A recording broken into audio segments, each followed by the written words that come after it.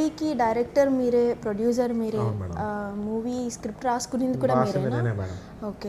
So production అంటే మనకి చాలా ఒడిదుడుకులు అనేవి ఉంటాయి. సో నేను విన్నాను మీకు ఉన్నవన్నీ అమ్మేసుకొని కార్లు, బైక్స్ అన్నీ అమ్మేసి మూవీకి పెట్టేశారు అని చెప్పి విన్నాను. సో ఎందుకు అంత దూరం ఎందుకు వెళ్ళింది మూవీ? అంటే యాక్చువల్లీ మేడం ఒక 2-3 కలిసి మూవీ చేద్దాం అనుకున్నాం మేడం. అప్పుడు ఒక చిన్న బడ్జెట్, మా బడ్జెట్ 30 lakhs 40 lakhs సినిమా పూర్తి చేద్దాం. 3 కలిసి చేస్తే మనిషికి 10 లక్షలు 15 లక్షలు అయితే మన ఫ్యామిలీస్ ఏం డిస్టర్బ్ అవ్వాలి, వీటి వల్ల మనం ఒకళ్ళు పోయినా కూడా మళ్ళీ మనం చేసుకోవచ్చు, ఇది మనకు పెద్ద విషయం అనిపించలే అనుకున్నామండి. అనుకొని అన్నీ నేను స్టోరీ బలంగా రాసుకున్నాను, ఎప్పుడు చేసుకున్నా. వాళ్ళకు కూడా నా మీద నమ్మకం ఉంది, బాగా చేయగలడు, బాగా చేస్తాడని. ఎందుకంటే షార్ట్ ఫిల్మ్ చేస్తే నేను బాగా సక్సెస్ అయ్యే కదా.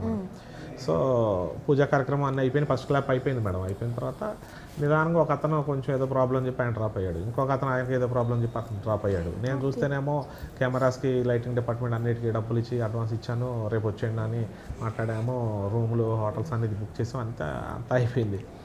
సో ఇక్కడ దాకా వచ్చిన తర్వాత వీళ్ళకి టైము కూడా అన్నీ ఇచ్చేసానండి, డేట్స్ అన్నీ కూడా ఇచ్చేసాను. నాకు ఇక నిద్ర పట్టట్లా, 2 రోజులు పడుకో ఏం చేయాలో అర్థం కావట్లేదు. ఇక ఫైనల్గా ఒకటే డెసిషన్ తీసుకున్నా, ఏదో విధంగా చేసుకుంటూ వెళ్ళిపోదాం, చేద్దాం, ఆగదలో ఏదో ఒకటి దేవుడు నాకు సహాయం చేస్తాడు, తోడు ఉంటాడు అనుకుని నమ్మకంగా బలంగా మొదలుపెట్టేశాను మేడం. మొదలుపెట్టి ఇంకా తీసుకుంటూ వెళ్తా ఉన్నాను.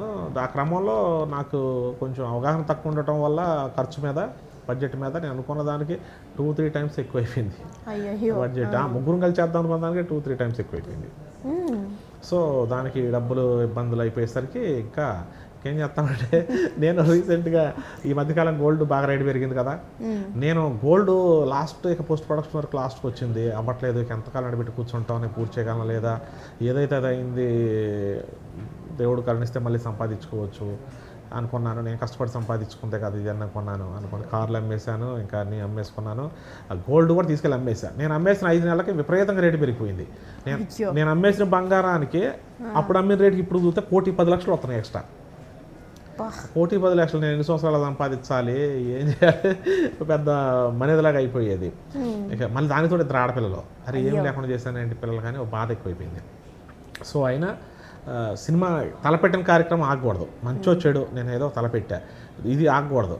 నేను గెలవచ్చు, ఓడిపోవచ్చు మేడం. దీనిలో అనుకున్న లక్ష్యాన్ని అయితే నేను పూర్తి చేయాలనుకున్నాను.